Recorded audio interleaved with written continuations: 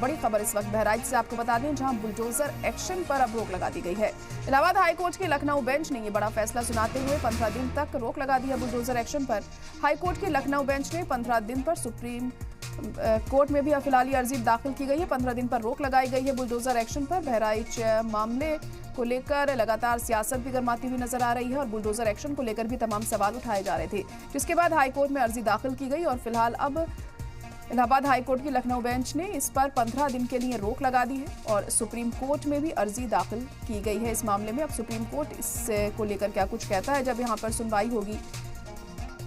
ये देखना होगा। तो इस वक्त की बड़ी और अहम खबर आपको बता रहे हैं। बहराइच मामले में जिस तरह से बुलडोजर एक्शन लिया जा रहा था उस पर अब लगाई गई है रोक, क्योंकि बुलडोजर एक्शन को लेकर तमाम सवाल उठाए जा रहे थे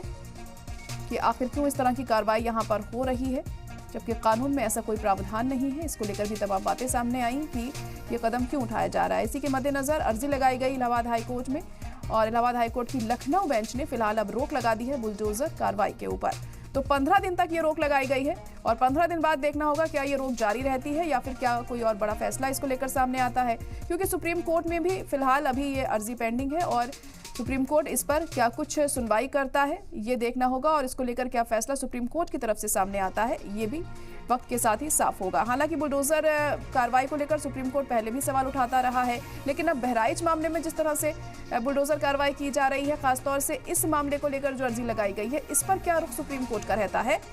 ये वक्त के साथ साफ होगा। फिलहाल अभी 15 दिन तक के लिए रोक लगा दी गई है और 15 दिन बाद क्या कुछ फैसला इस पर आएगा,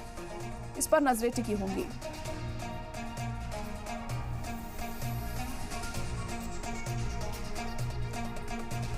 तो इलाहाबाद हाईकोर्ट की लखनऊ बेंच ने बहराइच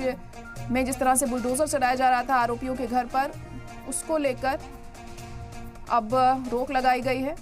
इसको लेकर हम देख रहे थे कि बयानबाजी भी काफी हो रही थी। ऑपोजिशन यहां पर सरकार को घेरता हुआ नजर आ रहा था कि इस तरह की कार्रवाई करना ठीक नहीं है और ये भी बयान सामने आया कि कानून में इस तरह का कोई प्रावधान नहीं है। अगर कोई आरोपी है, किसी ने कोई क्राइम किया है तो उसके ऊपर आप बुलडोजर चलवा दें, लेकिन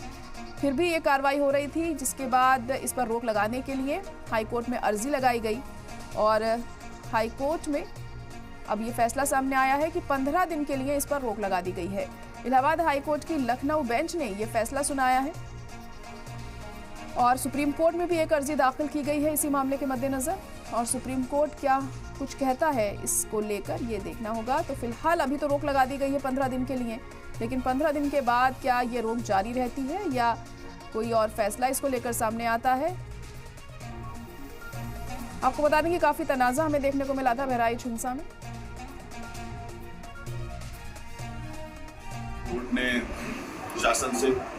संपूर्ण जो दिशा निर्देश है पूरे मानपुरे प्रकरण में इंस्ट्रक्शन सीख किया है, 3 दिन का वक्त दिया है, बुध को मुकदमा लगाया है और जो भी पीड़ित पक्ष है जिनकी तरफ से हमने जनहित याचिका दाखिल की थी उनको 15 दिन का समय दिया है कि 15 दिन के अंदर अपनी जो भी बात कहनी है वो लिखित में जो भी सक्षम अधिकारी हैं उनको पीड़ित पक्ष दे और जो ऑफिसर्स हैं, अधिकारी हैं, उस जवाब को बहुत ही रीजन और स्पीकिंग ऑर्डर से, मतलब कि सही निर्णय लेते हुए उसके बाद उस पर आदेश पारित करें।